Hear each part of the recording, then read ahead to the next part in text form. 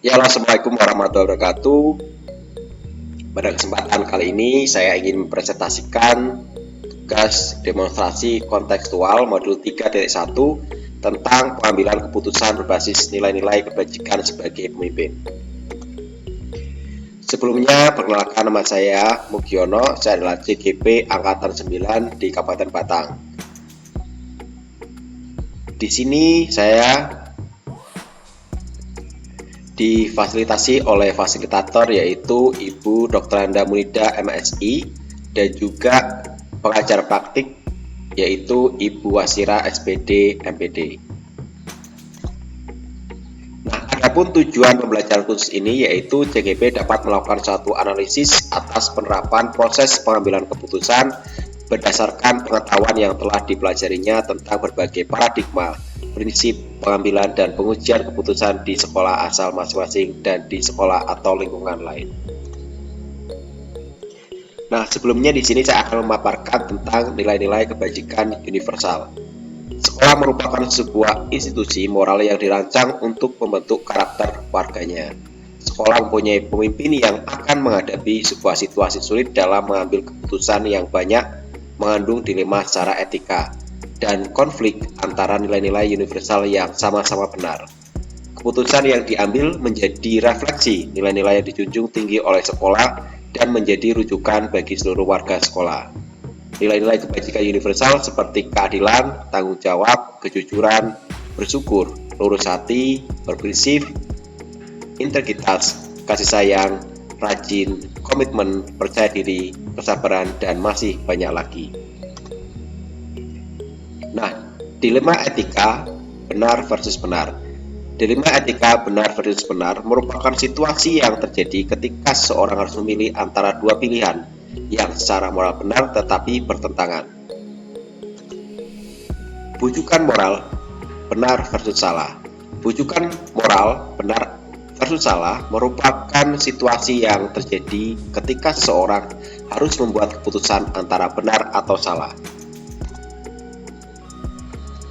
Nah, adapun 4 paradigma dalam dilema etika. Yang pertama adalah individu lawan masyarakat atau individual versus community. Yang kedua adalah rasa keadilan lawan rasa kasih sayang atau kasihan, yaitu justice versus mercy. Kemudian kebenaran lawan kesetiaan atau truth versus loyalty. Kemudian jangka pendek lawan jangka panjang atau short term versus long term. Adapun prinsip dilema etika, terdapat 3 prinsip dilema etika yaitu yang pertama adalah berpikir berbasis hasil akhir atau end based thinking, kemudian berpikir berbasis peraturan atau rule based thinking, dan yang terakhir atau yang ketiga adalah berpikir berbasis rasa peduli atau care based thinking. Adapun konsep pengambilan dan pengujian keputusan ada 9 langkah, yaitu mengenali nilai-nilai yang bertentangan, menentukan siapa yang terlibat dalam situasi tersebut, kumpulkan fakta-fakta yang relevan dengan situasi tersebut, kemudian pengujian benar atau salah dengan uji legal, uji regulasi, uji intuisi atau perasaan, uji publikasi, dan uji panutan.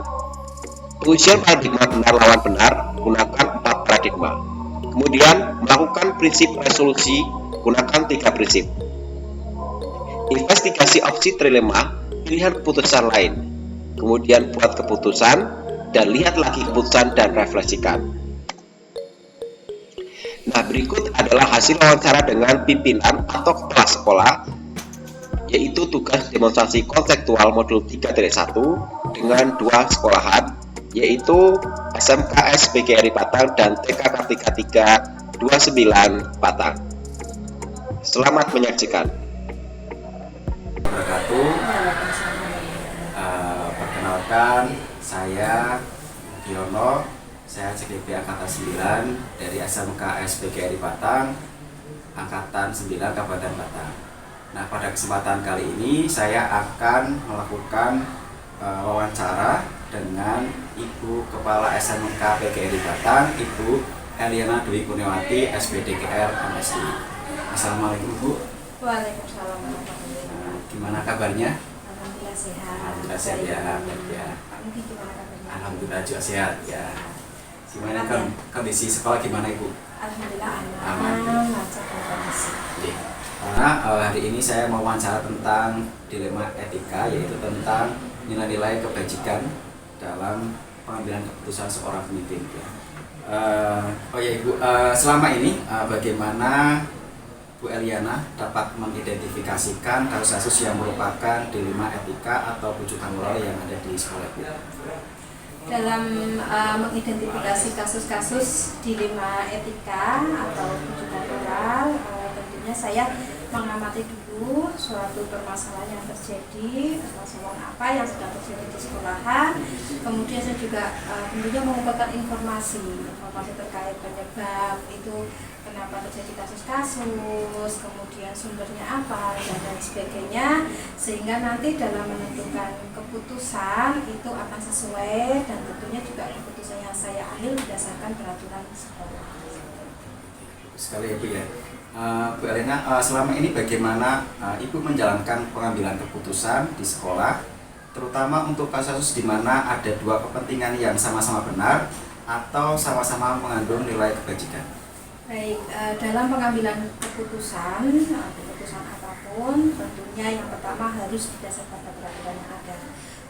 Kita sesuaikan peraturan-peraturan sekolah, kemudian jika itu sama-sama benar, tentunya saya melibatkan teman-teman dari rekan sejawat atau mungkin dari manajemen sekolah, para wakil dan lain sebagainya, dan kemudian tetap kita prioritaskan mana yang akan lebih penting atau yang lebih urgent untuk kepentingan sekolah. Jadi berkoordinasi dengan yang lain gitu ya. Adanya koordinasi. Kemudian langkah-langkah atau prosedur seperti apa yang biasa Ibu lakukan selama ini sebagai seorang pemimpin sekolah?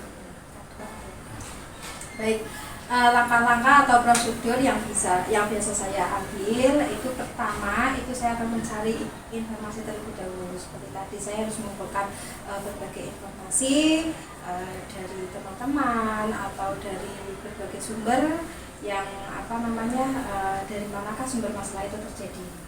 Kemudian pasti saya akan ikut untuk mencari secara langsung, atau istilahnya turun tangan langsung atau ngecek di lapangan seperti apa, sehingga nanti saya bisa mempertimbangkan keputusan-keputusan yang akan saya ambil secara tepat. Selanjutnya Bu, hal-hal apa saja yang selama ini Ibu anggap efektif dalam pengambilan keputusan pada kasus-kasus dilema etika? Untuk pengambilan keputusan yang kaitan dengan kasus-kasus etika, saya mengambil keputusan itu efektif apabila saya spontanitas langsung saya ambil, tergantung dari permasalahan atau objek permasalahan apa yang sedang terjadi di lapangan, seperti itu. Kemudian tentunya saya juga harus mengumpulkan informasi kembali, ngobrol dengan teman sejawat atau tim manajemen sekolah, para wakil, K3, TU dan lain sebagainya, sehingga nanti pendapat-pendapat atau saran-saran yang mereka berikan akan menjadi pertimbangan saya ketika saya dalam pengambilan suatu keputusan. Jadi punya koordinasi untuk melakukan kegiatan musyawarah gitu ya? Iya, harus itu. Kemudian hal-hal apa saja yang selama ini merupakan tantangan dalam pengambilan keputusan pada kasus-kasus dilema etika itu?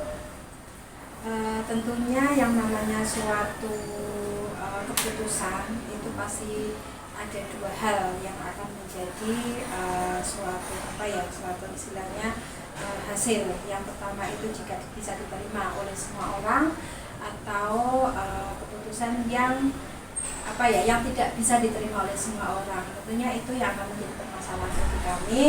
Yang jelas ketika sebuah keputusan yang saya ambil kemudian belum bisa diterima oleh teman-teman atau yang lainnya, bagaimana saya akan bisa memberikan suatu alasan yang baik, yang istilahnya memberikan suatu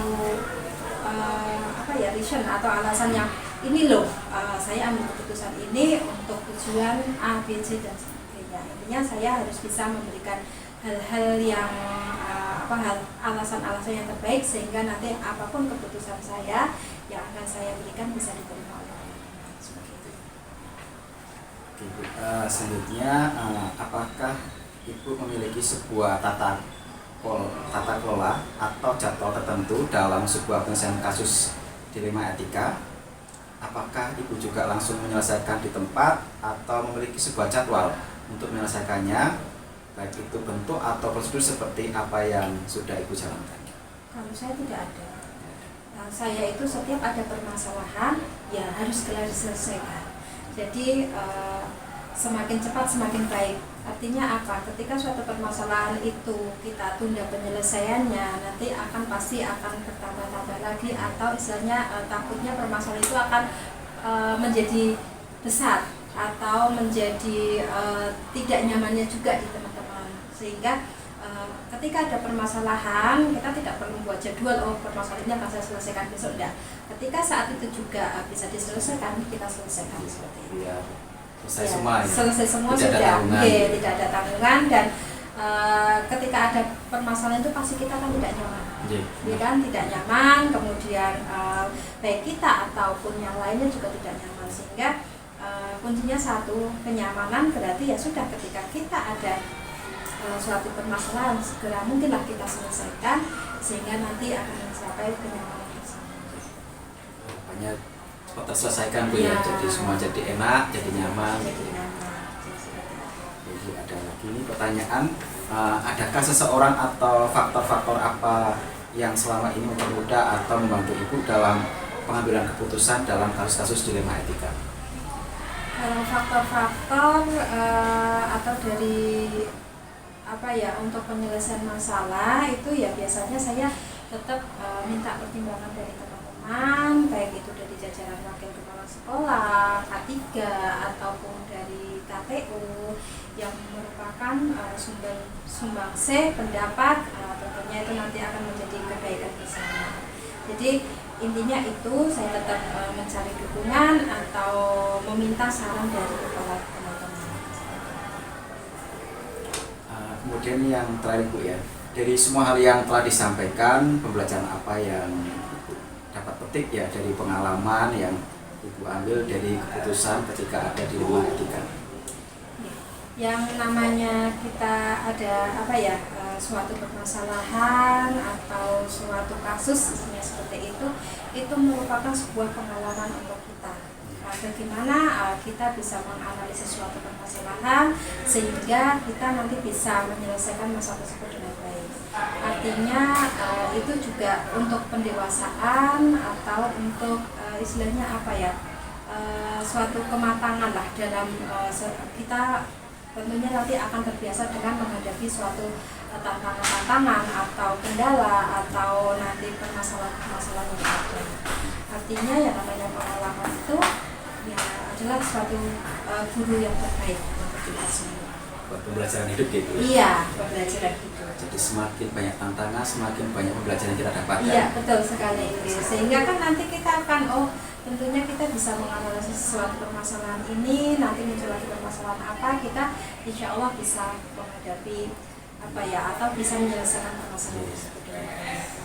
Jadi kita tidak harus selalu di zona nyaman gitu ya. Jadi ketika ada tantangan ya kita hadapi dan kita selesaikan. Kita hadapi, kita selesaikan dengan baik. Tentunya ini semua juga masukan-masukan dari teman-teman, baik dari guru juga, dari wakil, dari K3, kemudian KTU dan sebagainya. Bahkan mungkin dari siswa juga bisa.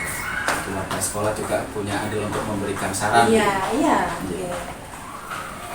Berarti saya cukupkan sekian Bu ya. Terima kasih sudah diberikan waktu untuk melakukan kegiatan wawancara tentang dilema etika, tentang nilai kebajikan dalam pengambilan keputusan seorang pemimpin.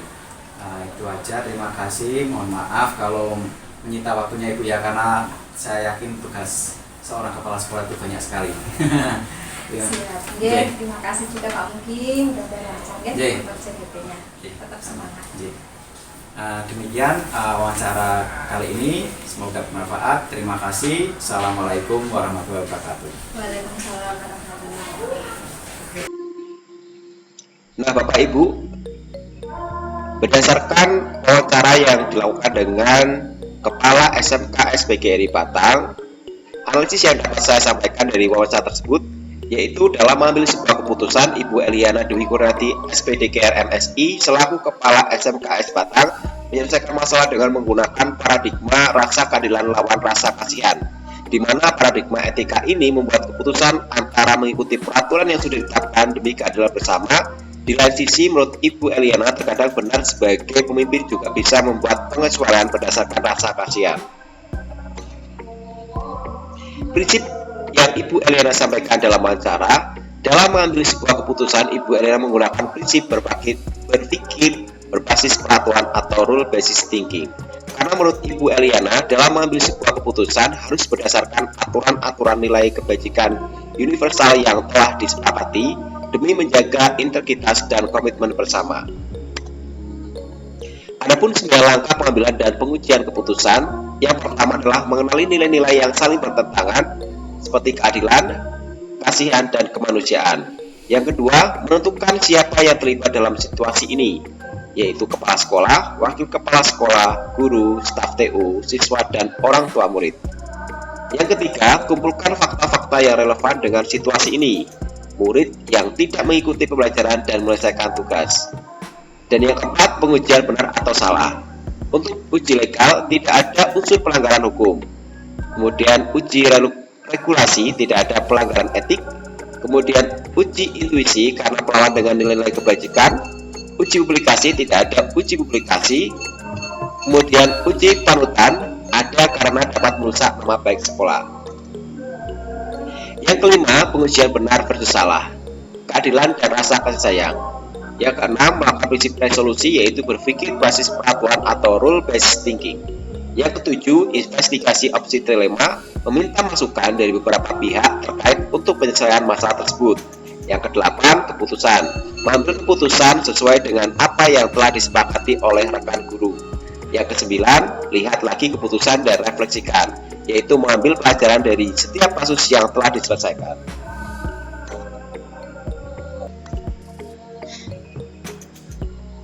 Nah, adapun wawancara dengan pemimpin kepala sekolah, checklist sebagai berikut.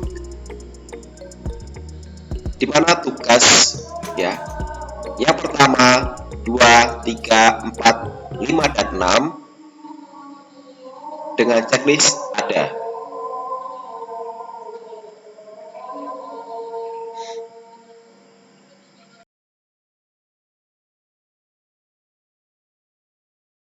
Assalamualaikum warahmatullahi wabarakatuh. Perkenalkan, saya Mugiono. Saya adalah CGP Angkatan 9 dari SMKS PGRI Batang, Kabupaten Batang. Nah, pada kesempatan kali ini saya akan wawancara dengan Ibu Kepala Sekolah TK Kartika 3 29 Batang dengan Ibu Suhana Ningsih. Selamat siang, Bu. Selamat siang, Bapak. Gimana kabarnya hari ini? Alhamdulillah sehat. Mohon maaf ya Bu ya, ini mengganggu waktunya sebentar. Siap. Ada beberapa hal yang ingin saya sampaikan tentang dilema etika, yaitu karena kita sudah masuk ke modul 3T1 tentang nilai-nilai kebajikan dalam pengambilan keputusan seorang pemimpin. Ibu Hana, langsung saja di sini saya akan bertanya kepada Ibu. Yang pertama, selama ini bagaimana Ibu dapat mengidentifikasi kasus-kasus yang merupakan dilema etika atau bujukan moral? Saya mengamati suatu permasalahan yang terjadi, mengumpulkan informasi yang faktual dan menentukan suatu keputusan mengacu berdasarkan peraturan. Contohnya di TK kami itu ada anak yang berkebutuhan khusus. Waktu itu ke saya sebagai kepala sekolah dan guru-guru sebelumnya belum tahu kalau anak itu berkebutuhan khusus, Bapak.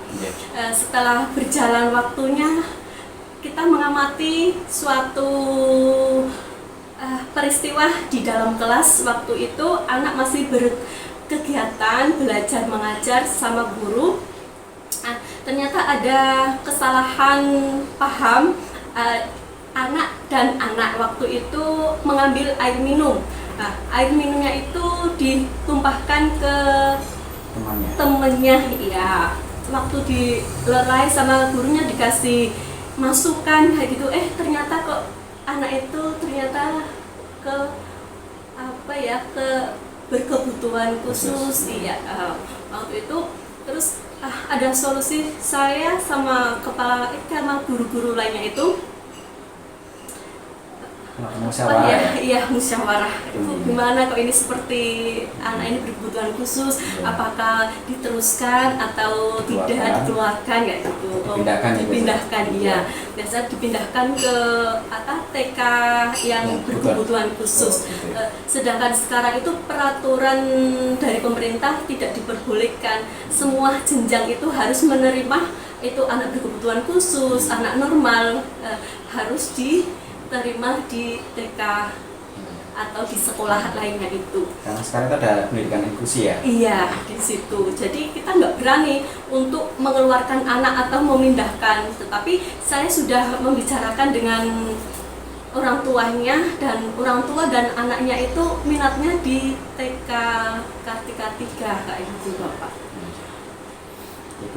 Untuk pertanyaan yang kedua, ya, selama ini bagaimana Ibu menjalankan pengambilan keputusan di sekolah Ibu, ya, terutama untuk kasus-kasus di mana ada dua kepentingan yang sama-sama benar atau sama-sama mengandung nilai kebajikan?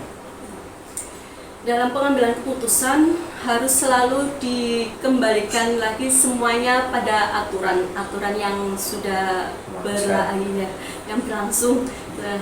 Setiap pengambilan keputusan itu kita tidak seakan dari pribadi atau dari guru, itu ada tata tertibnya sendiri, Bapak. Dan Ya. musyawarahnya Musyawarah, iya. antar guru lainnya gitu ya, untuk Iya. mengambil sebuah keputusan. Iya, jadi seperti itu. Jadi tidak semena-mena langsung mengambil keputusan, seperti ini ya gitu, harus dikeluarkan seperti itu, tidak.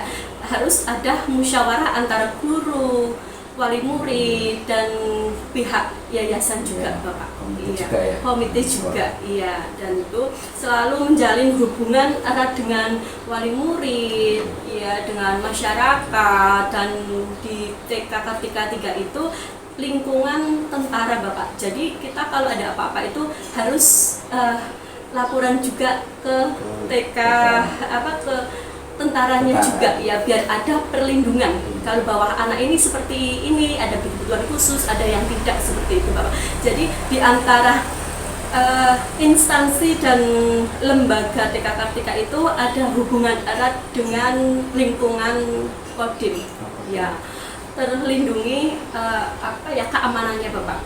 Berarti yayasan ini di bawah Kodim? Iya, itu ikutnya Yayasan Kartika Jaya. Iya, itu se-Indonesia. Iya. Kalau di sini ikutnya Jawa Tengah. Iya. Oke, Bu, untuk pertanyaan yang ketiga nih, Bu, ya.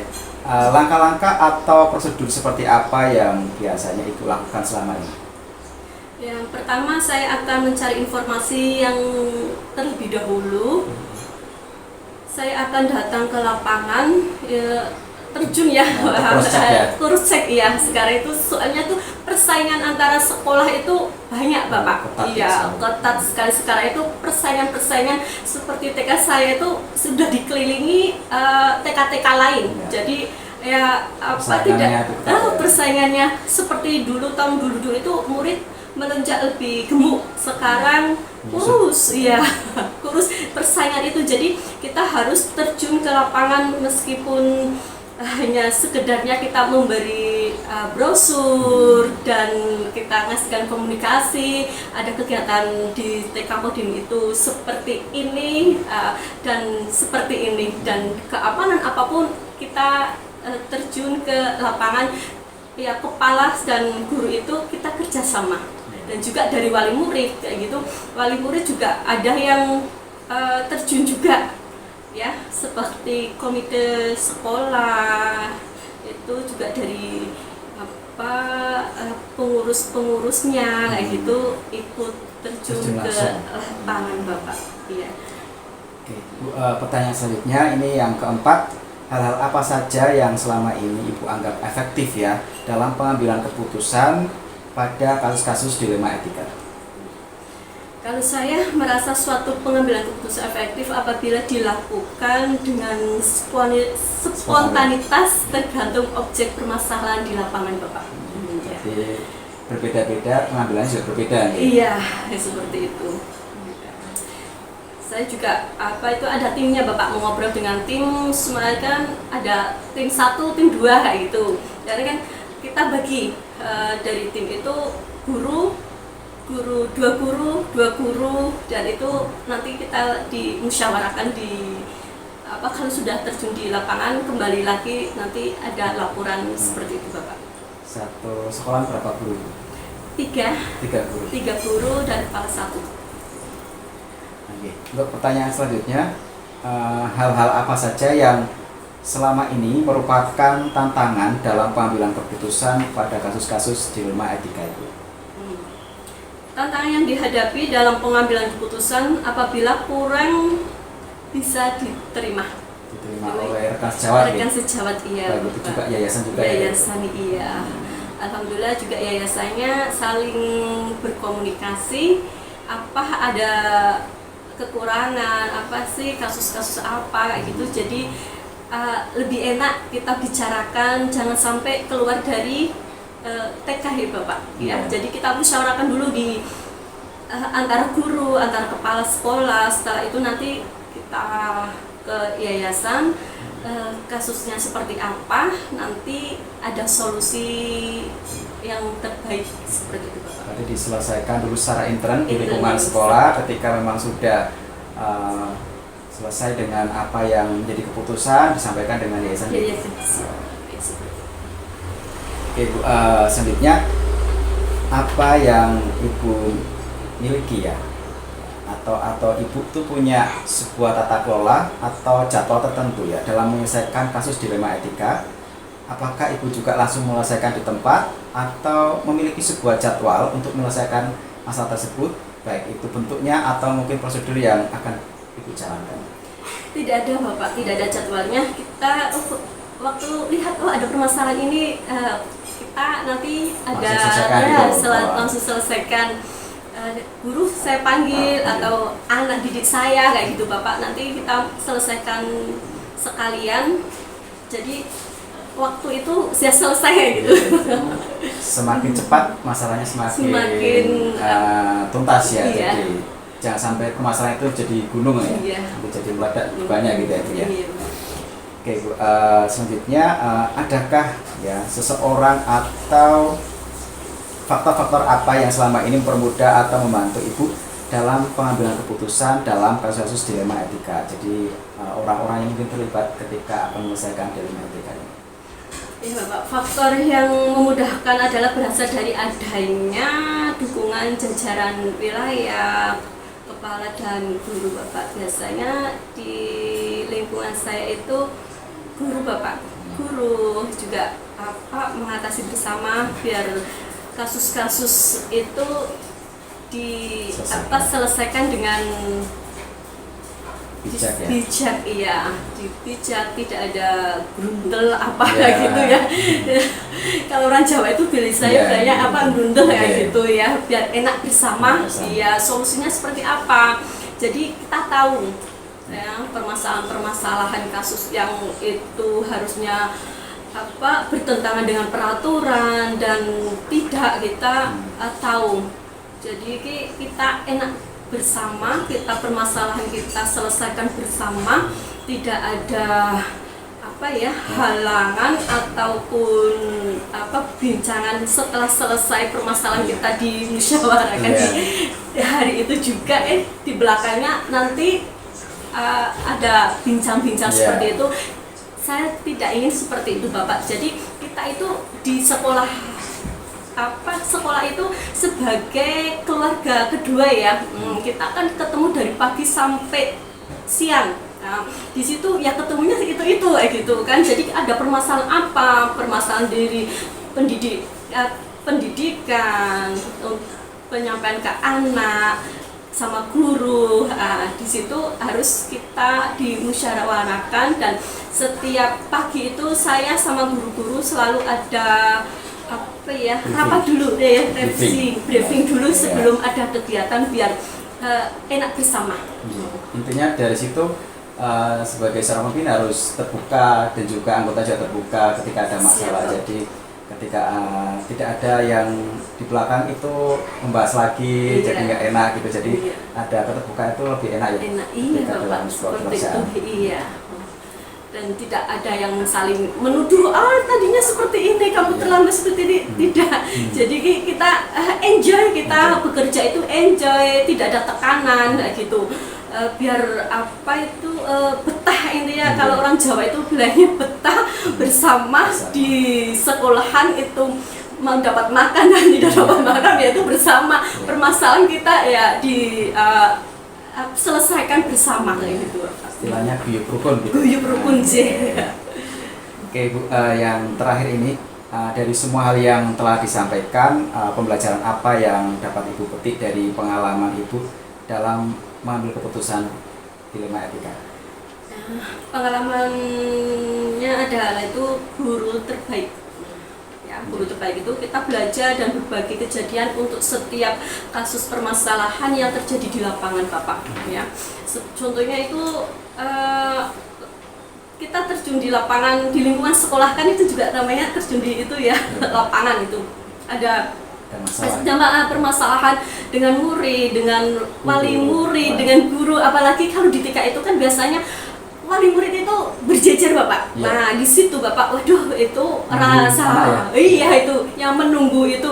Ya, kita harus menyampaikan dengan bersikap yang ramah. Kita bersikap ramah saja, kadang orang tua tidak menerima dalam makanya di situ itu kita sebagai menjaga image ya, menjaga image meskipun kita kadang di belakangnya dibilangin sama guru seperti ini tetapi di lapangan ketemu sama wali murid kita itu tidak boleh cemberut, sopan santun itu harus dilakukan, etika dalam berbicara, ya, etika dalam berjalan, bergaul, ya, itu pun meskipun wali murid, orang tua murid ya umurnya lebih kecil dari guru-guru kayak gitu, ya kita sebagai guru harus menjaga etikanya, sopan santunnya Bapak. Dan itu saya sampaikan juga kepada guru-guru harus tersenyum. Nah, ya, berangkat pulang itu harus tersenyum, apalagi bertemu dengan anak-anak didik yang kecil-kecil yang suka di dalam kelas yang nggak bisa seperti anak SD, SMP, SMA diatur, ayo duduk tenang, harus duduk manis, itu susah gitu. Jadi kita harus gimana ya, menyenangkan anak didik dan orang tua. Jadi intinya pengambilan keputusan dilema etika itu sebagai bahan pembelajaran diri gitu Ibu ya, agar kita itu tidak selalu di zona nyaman. Ketika ada masalah kita putuskan, kita cari solusinya gitu ya. Jadi semakin banyak tantangan ya berarti itu pembelajaran yang makin bertambah di diri kita ya. Terima kasih Bu Ana sudah memberikan waktunya untuk saya untuk diwawancara. Terima kasih, mohon maaf kalau ada tutur kata saya yang salah. Saya maafkan, terima kasih. Demikian wawancara pada kesempatan kali ini. Terima kasih. Assalamualaikum warahmatullahi wabarakatuh.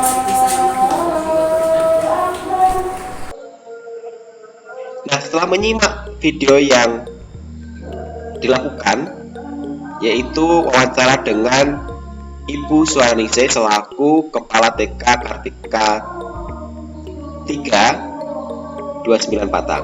Nah, analisis yang dapat saya sampaikan dari wawancara yaitu dalam mengambil sebuah keputusan, Ibu Suwaningsih SPD selaku Kepala TK Kartika 3 29 Patang menyelesaikan masalah dengan menggunakan paradigma rasa kebenaran lawan kesetiaan, di mana sebagai pemimpin sekolah harus ikut tanggung jawab dalam kesepakatan sekolah yang telah disepakati, nilai-nilai yang harus dipegang teguh. Prinsip yang Ibu Suwaningsih sampaikan dalam wawancara, dalam mengambil sebuah keputusan, Ibu Suwaningsih menggunakan prinsip berpikir berbasis rasa peduli atau care basis thinking, karena menurut Ibu Suwaningsih dalam mengambil sebuah keputusan harus berdasarkan penekanan rasa peduli dan kasih sayang di atas peraturan yang ada. 9 langkah pengambilan dan pengujian keputusan. Yang pertama adalah mengenali nilai-nilai yang saling bertentangan, yaitu keadilan, kasihan, dan kemanusiaan. Menentukan siapa yang terlibat dalam situasi ini, yaitu kepala sekolah, guru, siswa, dan orang tua murid. pengurus yayasan. Kumpulan fakta-fakta yang relevan dengan situasi ini adalah murid yang memiliki kebutuhan khusus. Kemudian yang keempat adalah pengujian benar atau salah, yaitu uji legal, tidak ada unsur pelanggaran hukum, uji regulasi, tidak ada pelanggaran etik, dan uji intuisi karena perlawanan dengan nilai-nilai kebajikan. Yang selanjutnya adalah uji publikasi, tidak ada uji publikasi, uji panutan ada karena dapat merusak nama baik sekolah. Kemudian pengujian benar versus salah, yaitu keadilan dan rasa kasih sayang. Kemudian melakukan prinsip resolusi atau berpikir basis rasa peduli atau care basis thinking. Kemudian investigasi opsi trilemanya adalah meminta masukan dari beberapa pihak terkait penyelesaian masalah tersebut. Yang kedelapan, keputusan, yaitu mengambil keputusan sesuai dengan apa yang telah disepakati oleh rekan guru, wali murid, dan juga yayasan sekolah. Kemudian yang terakhir 9, lihat lagi keputusan dan refleksikan ya. Di sini yaitu mengambil pelajaran dari setiap kasus yang telah diselesaikan.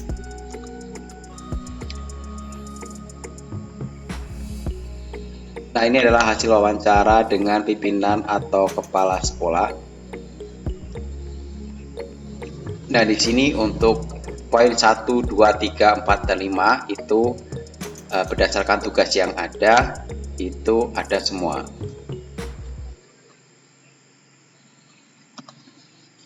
Nah, bagian terakhir ini adalah refleksi dari kegiatan wawancara.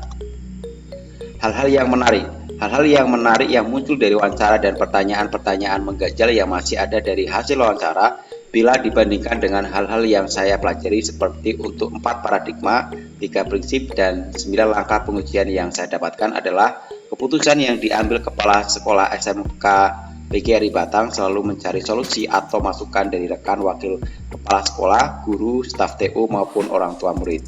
Begitu juga dengan keputusan yang diambil kepala sekolah TK Kartika 329 Batang yang harus sesuai dengan peraturan yang berlaku ketika memutuskan suatu dilema etika yang ada di sekolah. Yang kedua, berdasarkan hasil wawancara diperoleh persamaan dan perbedaan dari 2 kepala sekolah. Persamaan yang ada yaitu pada uji intuisi karena sama-sama melanggar nilai kebajikan universal, sedangkan perbedaan pada paradigma dan prinsip yang diambil yaitu Ibu Eliana selaku Kepala SMK PGRI Batang dalam paradigma mengambil keputusan dengan paradigma rasa kebenaran lawan kesetiaan dan prinsip berpikir berbasis peraturan atau rule based thinking, sedangkan Ibu Suwaningsih selaku Kepala TK Kartika 329 Batang menggunakan paradigma mengambil keputusan dengan paradigma rasa kebenaran lawan kesetiaan dengan prinsip berpikir berbasis rasa peduli atau care basis thinking. Yang ketiga adalah rencana tindak lanjut. Rencana ke depan pada pengambilan keputusan dilema etika, perbedaan pada paradigma dan prinsip yang diambil oleh Ibu Eliana menggunakan paradigma mengambil keputusan dengan paradigma rasa kebenaran lawan kesetiaan dan prinsip berpikir berbasis peraturan atau rule based thinking. Sedangkan Ibu Suwaningsih menggunakan paradigma mengambil keputusan dengan paradigma rasa kebenaran lawan kesetiaan dengan prinsip berpikir berbasis rasa peduli atau care based thinking. Efektivitas pengambilan keputusan yaitu Kepala SMK PGRI Batang melakukan musyawarah dengan wakil kepala sekolah, guru, staf tata usaha, dan orang tua murid. Sedangkan Kepala TK Kartika 329 Batang dengan pengambilan keputusan sesuai dengan peraturan yang berlaku serta musyawarah dengan guru, wali murid, dan juga pengurus yayasan di bawah naungan Kodim Batang. Yang keempat, bagaimana saya menerapkan pengambilan keputusan dilema etika. Adapun penerapan pengambilan keputusan dilema etika pada lingkungan saya, pada murid-murid saya, dan pada kolega guru lain saya akan berbagi praktik baik yang saya dapatkan dengan menerapkan pengambilan keputusan dilema etika sesuai dengan 4 paradigma, 3 prinsip, dan 9 langkah pengujian, sehingga keputusan yang saya ambil berpihak pada murid memiliki nilai-nilai kebajikan dan tanggung jawab. Demikianlah presentasi demonstrasi konseptual pada modul 3.1 yang saya sampaikan. Semoga pemaparan ini bermanfaat. Terima kasih. Assalamualaikum warahmatullahi wabarakatuh.